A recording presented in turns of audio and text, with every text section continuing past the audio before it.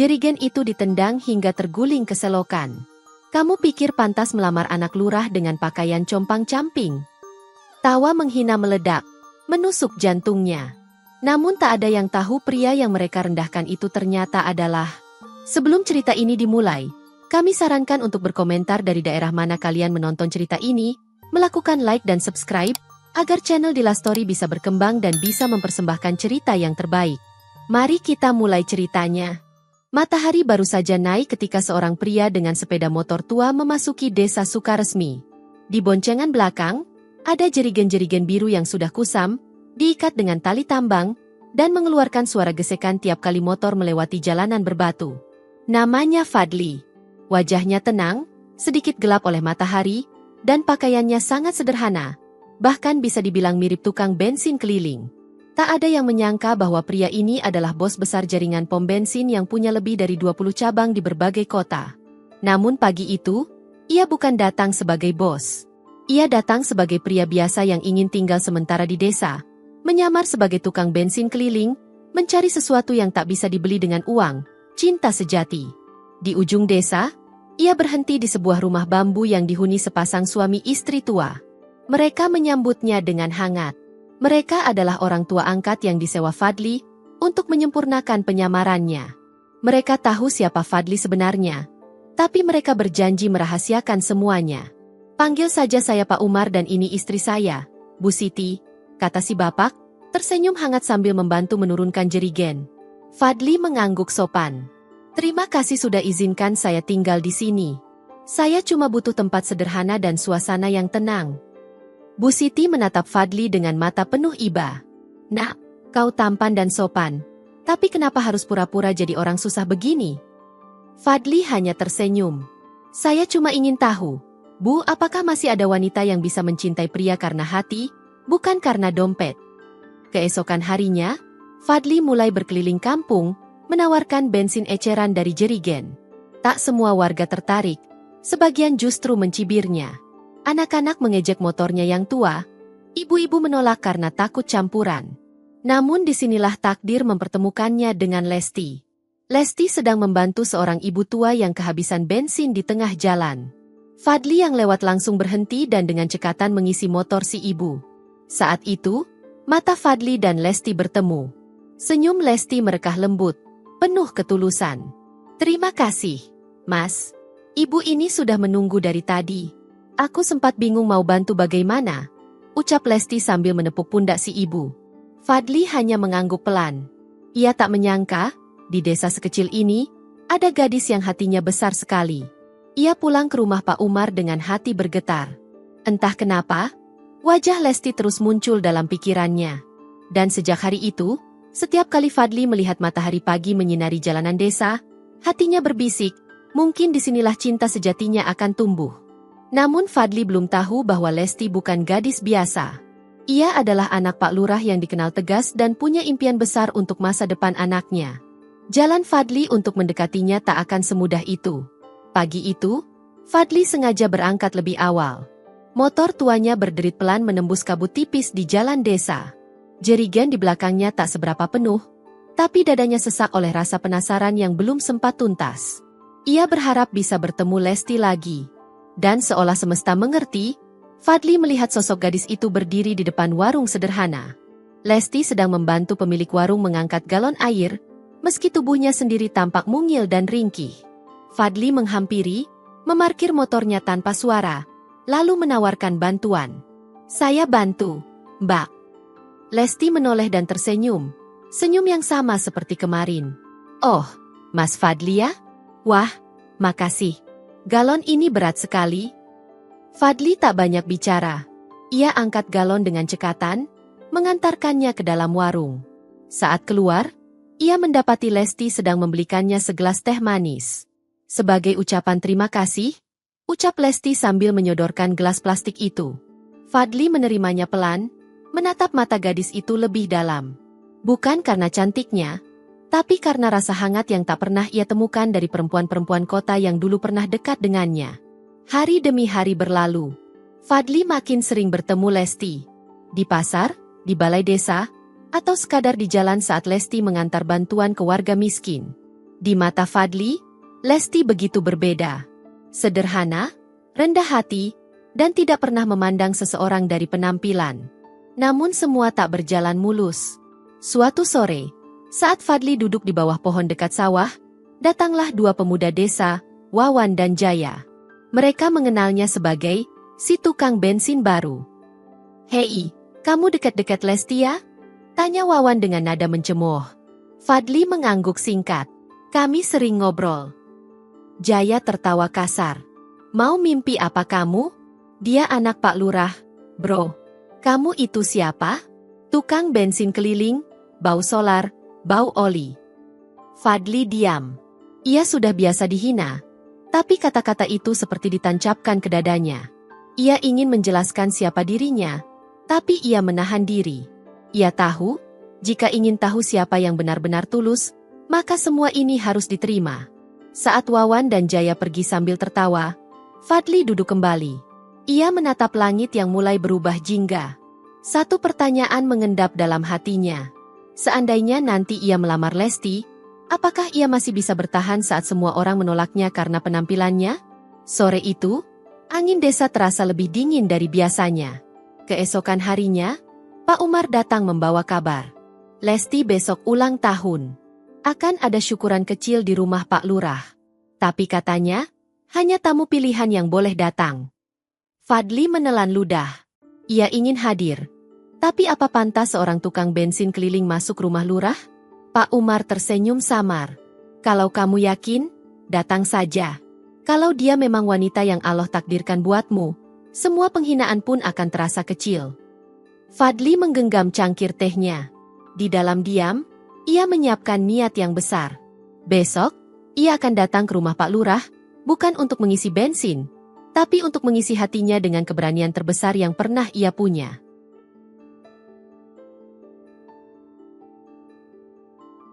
Pagi hari di Desa Sukaresmi terasa lebih meriah dari biasanya. Rumah Pak Lurah dipenuhi dekorasi sederhana, namun cukup menunjukkan bahwa hari ini ada hajatan istimewa. Lesti sedang merayakan ulang tahunnya yang ke-24. Para undangan mulai berdatangan, sebagian besar adalah tokoh masyarakat dan pemuda-pemudi pilihan yang dianggap layak bersanding dengan anak seorang lurah. Fadli berdiri beberapa meter dari halaman rumah Pak Lurah. Bajunya masih seperti biasa, kemeja lusuh dan celana panjang yang sudah mulai pudar warnanya. Ia menggenggam kotak kecil berisi kalung sederhana, bukan emas, tapi dari perak yang dibelinya dari pasar kota. Harganya murah, tapi ia memilihnya sendiri dengan hati-hati. Langkah Fadli terasa berat saat mendekati gerbang. Namun sebelum sempat masuk, ia dicegat dua orang pemuda yang sedang menjaga pintu. "Mau apa kamu di sini?" tanya salah satunya dengan nada merendahkan. "Saya ingin mengucapkan selamat ulang tahun pada Lesti," jawab Fadli sopan. Yang satunya tertawa kecil. "Lihat penampilanmu. Kamu pikir ini tempat umum? Ini acara keluarga lurah, bukan tempat mangkal tukang bensin keliling." Fadli menunduk sebentar, lalu mengangkat wajahnya. "Saya hanya ingin bicara sebentar dengan Lesti. Itu saja." Kebetulan saat itu, Lesti keluar dari dalam rumah. Ia melihat keributan kecil di gerbang dan langsung menghampiri. "Mas Fadli." Kedua pemuda penjaga itu terdiam. Lesti memberi isyarat agar mereka mundur. "Masuklah," katanya lembut. Fadli melangkah perlahan. Para tamu memandang aneh. Sebagian membisikkan komentar, sebagian lagi tertawa kecil. Namun Lesti tetap mendampinginya hingga ke halaman belakang, menjauh dari keramaian. "Ada apa, Mas?" tanya Lesti pelan. Fadli mengeluarkan kotak kecil dari saku. Tangannya sedikit gemetar. "Maaf kalau saya lancang. Tapi saya datang hari ini bukan hanya untuk mengucapkan selamat ulang tahun. Saya ingin melamar kamu, Lesti." Lesti terdiam. Matanya melebar. "Mas Fadli, saya tahu saya bukan siapa-siapa di mata orang sini. Saya hanya pria yang keliling bawa jerigen, pakai motor tua. Tapi perasaan saya padamu sungguh. Saya ingin hidup bersama kamu, sederhana tapi jujur." Sebelum Lesti sempat menjawab, suara lantang memotong pembicaraan mereka. "Apa ini?" teriak Pak Lurah dari teras. Ia melangkah cepat, wajahnya merah padam. "Kau berani-beraninya melamar anakku di rumahku? Dengan pakaian seperti itu, dengan modal jerigen butut dan motor rongsokan, para tamu mulai berkerumun. Bu Lurah datang sambil menutup mulutnya, seolah menahan tawa. Astagfirullah, Lesti, apa kamu waras? Dia ini bahkan tak punya sepatu layak. Pak Lurah menendang jerigen kosong milik Fadli yang berada di dekat pagar. Keluar dari sini, sebelum aku benar-benar murka. Lesti menangis. Fadli hanya menunduk. Ia tak membela diri, tak membalas kata-kata itu. Ia hanya memandang Lesti dengan tatapan terakhir, lalu berjalan pergi tanpa sepatah kata pun. Suasana pesta berubah sunyi. Semua mata tertuju pada sosok Fadli yang perlahan menghilang di balik pagar, membawa luka yang lebih dalam dari yang pernah ia bayangkan. Tapi tak ada yang tahu bahwa saat jerigen itu terlempar ke jalan, sebuah kartu nama jatuh dari saku dalam Fadli, tertinggal di halaman Pak Lurah. Di kartu itu tertulis, Fadli Firmansyah, Direktur Utama SPBU Trijaya Group. Kartu nama itu terselip di antara rumputan dekat pagar. Awalnya tak seorang pun memperhatikannya, hingga sore menjelang dan seorang petugas kebersihan yang disewa untuk membersihkan halaman menemukannya saat menyapu. Ia memungut kartu itu, membaca pelan-pelan, lalu mengernyitkan dahi. Namanya sederhana, tapi gelar di bawahnya membuatnya terdiam lama.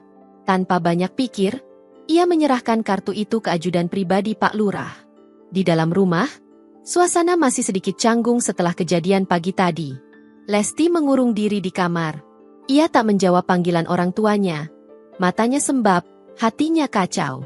Ia merasa kecewa, marah, dan patah dalam waktu bersamaan. Sementara itu, Pak Lurah duduk di ruang tamu, sedang tertawa kecil bersama Fikri dan ayahnya, calon menantu pilihannya yang kaya raya. Sudahlah, Lesti nanti juga paham sendiri. Lebih baik nikah dengan yang jelas-jelas kaya, ucap ayah Fikri. Pak Lurah mengangguk setuju, sampai ajudannya menyodorkan kartu nama itu. Pak, ini ditemukan di halaman. Sepertinya milik pria tadi. Pak Lurah menerimanya tanpa banyak minat. Tapi saat matanya membaca tulisan di kartu itu, raut wajahnya langsung berubah. Suaranya tercekat. Direktur Utama SPBU Trijaya Group. Ayah Fikri ikut melihat. Trijaya? Yang punya pom bensin besar di jalan utama itu? Yang punya puluhan cabang di Jawa? Pak Lurah membisu. Peluh dingin membasahi pelipisnya. Ia berdiri terburu-buru, lalu memanggil istrinya. Bu, cepat ke sini. Bu Lurah datang tergesa, lalu membaca kartu itu dengan mulut terbuka lebar. Seketika, wajahnya yang semula angkuh berubah menjadi pucat. Jangan-jangan dia cuma nyamar. Pak Lurah menggeleng, bingung. Tadi dia bilang namanya Fadli. Dan nama di kartu ini sama. Fikri mulai gelisah. Kalau benar dia direktur, berarti tadi kita semua sudah mempermalukan orang penting. Pak Lurah mendesah panjang. Lalu ia memanggil ajudannya. Cari pria ini. Cari sekarang juga. Aku harus bicara langsung dengannya. Namun Fadli sudah pergi jauh. Ia kembali ke kota, menumpangi mobil pribadi yang sudah menunggu diam-diam di luar desa sejak pagi. Selama perjalanan, ia hanya diam. Tidak berkata sepatah kata pun. Hanya menatap jalanan yang berganti-ganti di luar kaca. Di dalam mobil, ia membuka ponselnya. Puluhan pesan masuk. Beberapa dari staf kantor pusat. Lainnya dari Lesti. Namun ia belum menjawab satu pun. Ia butuh waktu untuk memastikan apakah perasaan itu benar, atau hanya tipuan suasana. Sementara itu, kabar tentang kartu nama misterius itu mulai menyebar ke seluruh desa. Warga yang sebelumnya tertawa, kini mulai bertanya-tanya siapa sebenarnya Fadli. Semua berubah menjadi gosip besar. Di rumah Pak Lurah, Lesti memaksa masuk ke ruang kerja ayahnya. Mana kartu itu? Pak, benar dia direktur? Pak Lurah menghela napas panjang. Iya, Lesti. Sepertinya kita semua salah. Lesti menggenggam kartu nama itu dengan tangan gemetar. Ia langsung keluar dari rumah, berlari menyusuri jalan setapak menuju rumah Pak Umar, tempat Fadli tinggal selama ini. Tapi saat tiba, rumah itu kosong. Pak Umar dan Bu Siti hanya bisa menatap iba. Dia sudah pergi. Nah, katanya sudah cukup tinggal di sini, ucap Bu Siti sambil mengusap punggung Lesti yang mulai menangis. Sore itu, langit desa Sukaresmi tampak kelabu.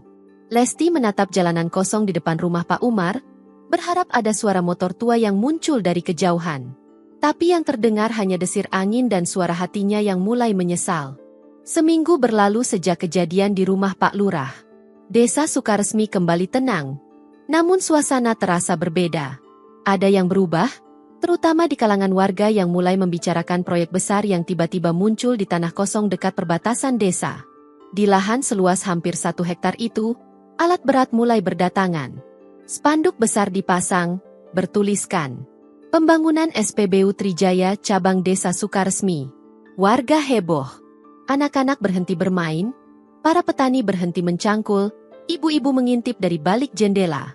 Tak ada yang menyangka bahwa perusahaan besar seperti Trijaya Group akan membangun pom bensin di desa terpencil mereka. Dan lebih mengejutkan lagi, saat mobil Alphard hitam berhenti di depan lokasi proyek dan Fadli turun dari dalamnya, mengenakan kemeja rapi dan sepatu mengilap. "Ya Allah, itu tukang bensin keliling yang minggu lalu dihina-hina," bisik salah satu warga yang mengenalnya. Fadli berjalan santai, menyapa satu persatu warga yang mendekat, dengan senyum yang sama seperti saat masih mengantarkan bensin dengan jerigen. Tapi kali ini, semua orang menunduk hormat, tak lagi menertawakannya. Pak Lurah yang mendengar kabar itu langsung panik. Ia mengenakan batik tergesa dan melangkah cepat ke lokasi. Sesampainya di sana, ia menarik napas panjang, lalu menyapa Fadli dengan senyum kaku. "Maafkan saya, Nak Fadli, saya benar-benar tidak tahu siapa kamu sebenarnya." Fadli menoleh, menatap lurus ke mata Pak Lurah. Suaranya tenang namun mengiris. "Tidak apa-apa, Pak. Justru karena Bapak tidak tahu siapa saya, maka saya jadi tahu siapa Bapak." Pak Lurah menelan ludah. Ia tak bisa berkata-kata. Tak lama kemudian, Lesti muncul, didampingi ibunya. Wajahnya tampak murung, matanya sembab. Ia mendekati Fadli dengan langkah pelan. "Mas Fadli, maafkan aku benar-benar tidak menyangka semua ini." Fadli menatap Lesti, lama. Di balik sorot matanya, ada luka yang masih basah.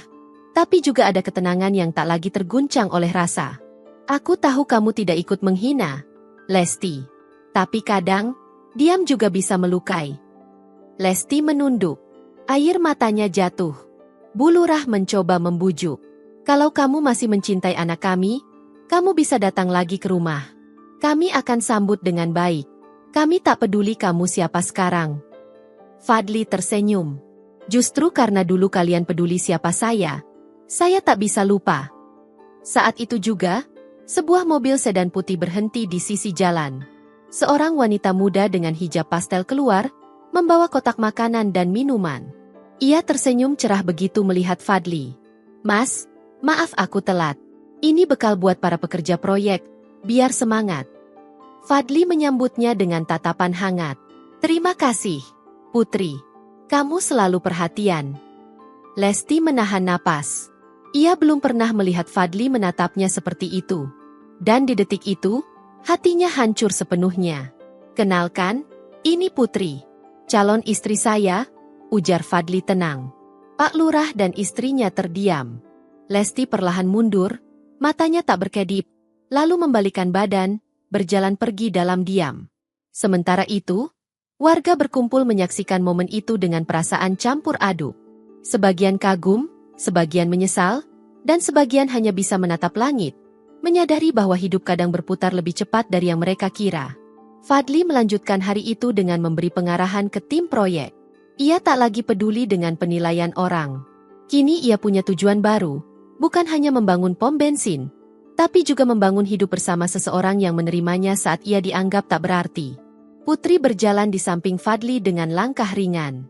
Ia membantu membagikan kotak makan siang kepada para pekerja proyek, tak peduli panas matahari yang mulai membakar kulit.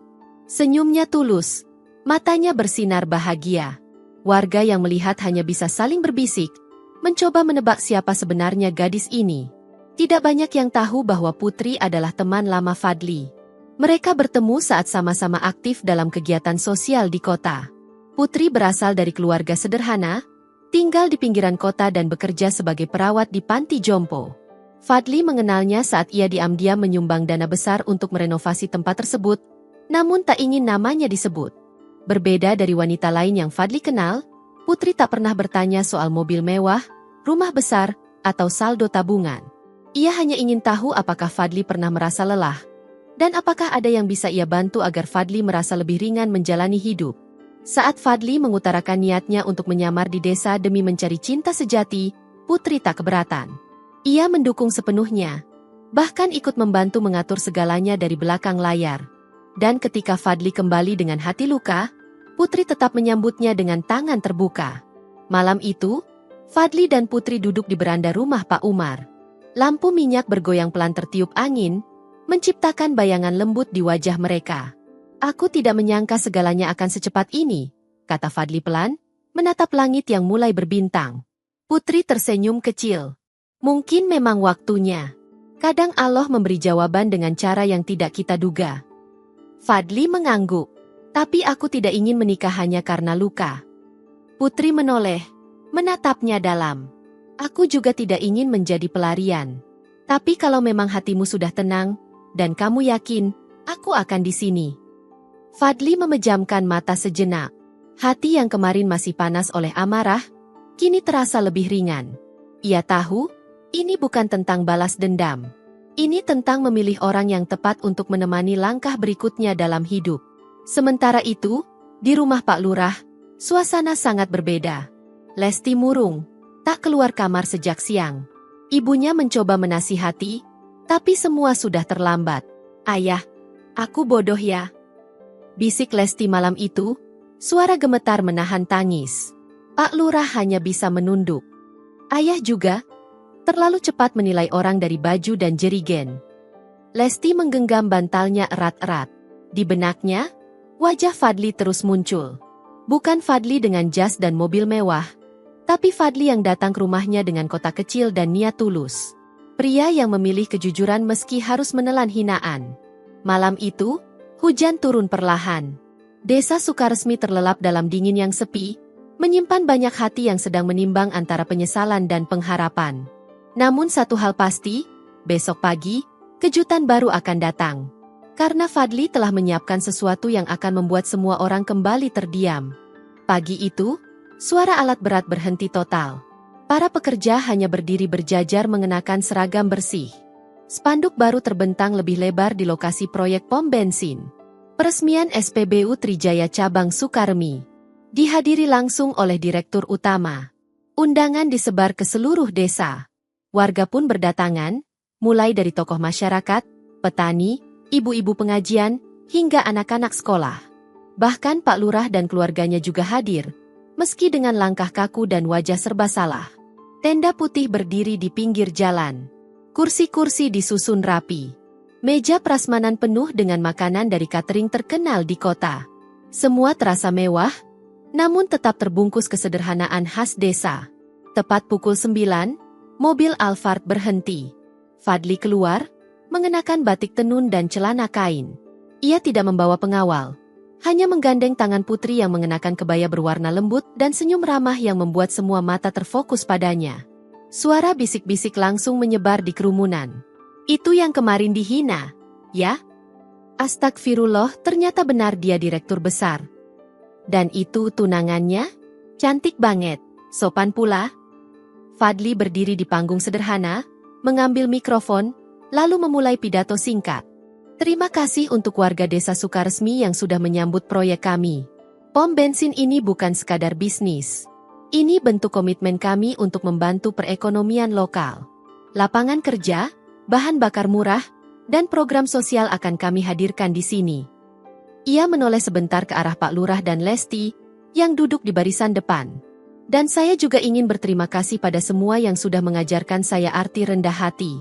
Saya datang ke desa ini bukan untuk pamer, tapi untuk mencari siapa yang benar-benar mampu melihat manusia dari hatinya, bukan dari kulit luarnya. Pak Lurah menunduk dalam. Bu Lurah mencubit lengan suaminya dengan kesal. Lesti tak mampu menahan air mata, hanya menggenggam kerudungnya erat. Fadli lalu menoleh ke Putri, tersenyum. Dan saya menemukannya di wanita ini, yang bersedia menemani saya bahkan ketika saya pura-pura tak punya apa-apa. Tepuk tangan meledak. Warga berdiri, bertepuk tangan lebih keras. Suasana jadi hangat, penuh kekaguman dan sekaligus rasa malu bagi yang dulu pernah menghina. Pak Lurah berdiri, mencoba mendekati Fadli seusai acara. "Fadli, maafkan saya. Semua itu terjadi karena saya tidak tahu siapa kamu sebenarnya. Kalau kamu masih mencintai Lesti, saya..." Fadli mengangkat tangan pelan. "Tidak perlu, Pak. Cinta tak pernah lahir dari rasa kasihan. Dan saya tidak pernah ingin kembali ke tempat yang dulu menilai manusia hanya dari baju dan jerigennya." Ia menyalami Pak Lurah, lalu pergi meninggalkannya dalam kebingungan. Lesti yang berdiri tak jauh dari sana, hanya bisa menatap punggung Fadli yang perlahan menjauh. Ia tahu, tidak ada yang bisa dikatakan lagi. Dan di tengah kerumunan yang bersorak, hanya satu suara hati yang tak ikut bersuka cita. Suara penyesalan dari seorang gadis yang pernah membiarkan cinta sejati pergi tanpa menggenggamnya. Pekan demi pekan berlalu sejak peresmian. Pom bensin baru itu kini menjadi pusat perhatian seluruh desa. Tidak hanya karena megahnya, tapi karena perubahan nyata yang dirasakan warga. Lapangan pekerjaan terbuka, warung-warung sekitar ikut ramai, dan desa Sukaresmi perlahan menjadi lebih hidup. Namun di tengah hiruk-pikuk itu, ada wajah-wajah yang masih dibekap malu. Wawan dan Jaya, dua pemuda yang dulu mengejek Fadli, kini bekerja sebagai tukang bersih-bersih di area pom bensin. Mereka melamar diam-diam, berharap tak dikenali, tapi manajer cabang tetap menerimanya atas perintah langsung dari Fadli. "Direktur tidak mau menghukum siapapun, tapi dia ingin kalian belajar dari kesalahan," kata manajer itu suatu sore sambil menatap mereka tajam. Wawan menunduk. Jaya bahkan nyaris menangis. Mereka baru sadar, orang yang dulu mereka hina habis-habisan kini menjadi pemberi rezeki bagi keluarganya. Sementara itu, kabar tentang Fadli menyebar cepat hingga ke desa tetangga. Banyak yang ingin bertemu dengannya, memintanya menjadi pembicara di acara kepemudaan, bahkan ada yang hendak mencalonkan dirinya sebagai tokoh masyarakat. Tapi Fadli menolak semua itu. "Aku tidak ingin jadi panutan. Aku hanya ingin hidup tenang dan jadi pribadi yang tidak memandang rendah siapapun," ujarnya pada Putri saat mereka duduk berdua di gazebo kecil milik Pak Umar. Putri memandangnya dengan kagum. "Tapi tanpa kamu sadari, Mas, sikapmu sudah menginspirasi banyak orang." Fadli hanya tersenyum. Hari demi hari, Lesti mulai jarang keluar rumah. Ia menolak lamaran Fikri, yang kemudian meninggalkan desa setelah keluarganya terseret utang akibat bisnis toko bangunan mereka ambruk. Di matanya, semua pria kini terasa hambar. Karena bayangan Fadli tak bisa pergi dari hati yang kini dipenuhi penyesalan. Bu Lurah, yang dulu merasa paling tahu segalanya, kini justru sering menghindari kerumunan. Ia tahu bahwa warga tidak lagi melihatnya dengan hormat seperti dulu. Banyak yang diam-diam menyalahkannya, karena ikut menciptakan tragedi yang membuat Fadli menjauh. Namun hidup terus berjalan. Fadli tetap datang ke desa setiap minggu, mengawasi perkembangan pembangunan minimarket dan taman baca anak di dekat pom bensin. Ia tidak tinggal di sana lagi, tapi tetap menitipkan amanah kepada Pak Umar dan istrinya untuk menjaga desa dengan penuh kasih. "Mas Fadli itu beda," kata Pak Umar suatu malam saat berbincang dengan warga. "Dia pernah disiram hinaan, tapi tak pernah membalas dengan luka. Dia cuma menjawab semua dengan bukti dan perbuatan." Suatu hari, saat Fadli datang untuk melihat progres pembangunan taman baca, ia berhenti sejenak di depan sebuah lapak kecil di pinggir jalan. Di sana, Lesti sedang duduk termenung, menjajakan kerajinan tangan milik warga yang ia kumpulkan demi tetap bisa berkontribusi. Fadli menoleh padanya, hanya sekejap. Lesti berdiri, matanya berkaca-kaca, bibirnya ingin menyapa. Tapi Fadli sudah kembali ke mobil. Ia melambaikan tangan sopan, lalu melaju perlahan di bawah terik matahari yang menyinari jalanan penuh kenangan itu. Dan Lesti masih berdiri di tempat yang sama, menyaksikan cinta yang dulu datang dalam diam kini pergi tanpa suara. 2 bulan berlalu sejak peresmian pom bensin Trijaya cabang Sukaresmi. Desa mulai terbiasa dengan kehadiran fasilitas modern di tengah-tengah kehidupan yang sederhana. Warga pun lebih terbuka terhadap pendatang baru, tak lagi memandang dari baju atau kendaraan. Namun pagi itu, desa kembali geger. Satu persatu rumah menerima amplop putih bergaris emas. Ukurannya elegan, dengan cetakan timbul dan nama yang ditulis tangan. Undangan resmi dari Fadli Firmansyah. Isinya singkat, tapi membuat jantung siapapun yang membacanya berdegup. Kami mengundang Bapak dan Ibu untuk hadir dalam acara pernikahan Fadli dan Putri yang akan dilangsungkan pada Sabtu pagi, pukul 9, di Aula Utama SPBU Trijaya Sukaresmi. Warga yang membaca hanya bisa terdiam sesaat, lalu langsung berbisik-bisik. Sebagian terkejut, sebagian antusias. Tapi tak sedikit juga yang langsung menoleh ke rumah Pak Lurah, membayangkan reaksi orang-orang yang pernah menolak cinta pria itu. Di rumah Pak Lurah, Lesti membaca undangan itu berulang kali.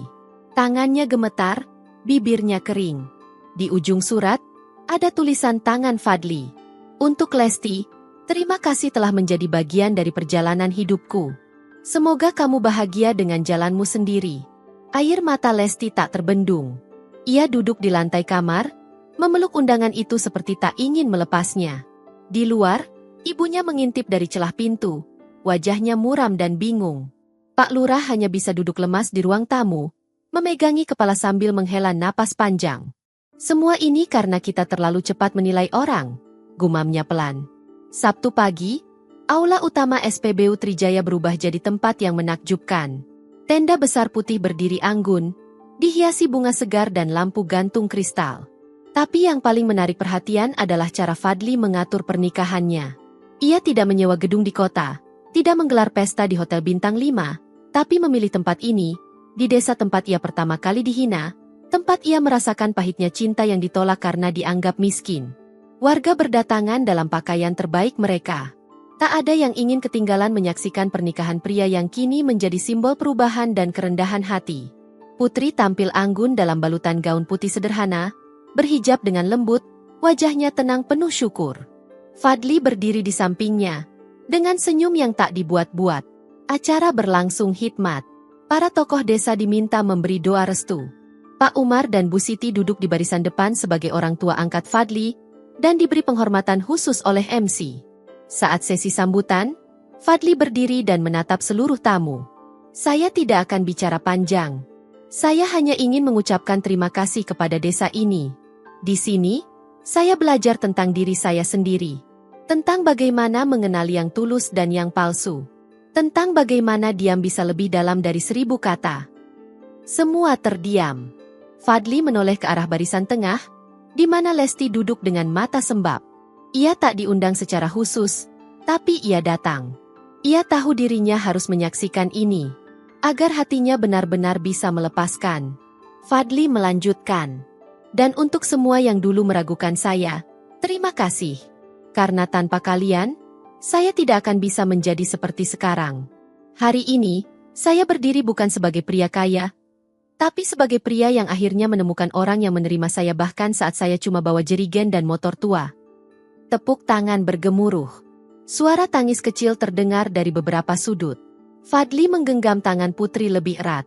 Sementara Lesti, perlahan berdiri, menunduk hormat dari kejauhan, lalu berjalan meninggalkan aula dengan langkah pelan. Ia tidak ingin menangis di depan semua orang. Tapi dalam hatinya, ia tahu, cerita tentang jerigen tua itu akan tinggal selamanya dalam ingatannya. Beberapa minggu setelah pesta pernikahan yang mengguncang desa Sukaresmi, kehidupan kembali tenang. Pom bensin Trijaya berjalan lancar, menjadi tempat favorit warga untuk berkumpul, membeli kebutuhan, atau sekadar berbincang ringan di warung kecil sampingnya. Fadli dan Putri tak langsung tinggal di kota. Mereka memilih menetap sementara di rumah kecil dekat lokasi proyek sosial mereka. Setiap pagi, mereka berjalan berdua ke taman baca, menyapa anak-anak, membagikan buku, dan mengawasi para karyawan baru yang sebagian besar dulunya adalah warga yang dulu meremehkan Fadli. Pak Umar dan Bu Siti merasa seperti punya anak kandung sendiri. Tiap malam, rumah mereka tak pernah sepi dari tawa. Bu Siti bahkan sempat berbisik, andai semua pemuda sekaya Mas Fadli tapi sebaik ini, dunia pasti lebih indah. Namun ada satu hal yang disimpan Fadli baik-baik di sudut gudang kecil rumah itu. Sebuah jerigen tua berwarna biru yang dulu ia gunakan untuk menyamar. Tali tambangnya masih sama. Baunya pun masih menyengat solar. Putri pernah menanyakan kenapa jerigen itu tak dibuang. Fadli tersenyum dan menjawab, "Karena benda ini yang mengantar aku ke titik ini. Aku tidak ingin lupa dari mana aku mulai." Putri hanya mengangguk. Matanya berkaca-kaca. Suatu hari, seorang anak kecil datang ke pom bensin dan bertanya polos, "Om, Apa benar dulu Om bawa jerigen dan diusir dari rumah Pak Lurah? Fadli tertawa kecil. Iya, Nak. Tapi Om tidak marah. Karena kalau tidak diusir, Om tidak akan tahu siapa yang benar-benar melihat Om sebagai manusia, bukan sekadar penampilan. Anak itu mengangguk seolah mengerti. Berarti jerigen itu sakti ya, Om? Jerigen itu bukan sakti, jawab Fadli. Tapi jerigen itu bukti kalau hidup akan menguji kita dengan cara paling tak terduga. Di sisi lain desa, Lesti kini mengelola warung kecil yang dibangun di samping rumah orang tuanya. Ia tidak lagi bermimpi tentang pesta mewah atau calon suami berpakaian jas. Ia belajar merajut hidup dari sisa-sisa harapan yang dulu ia buang sendiri.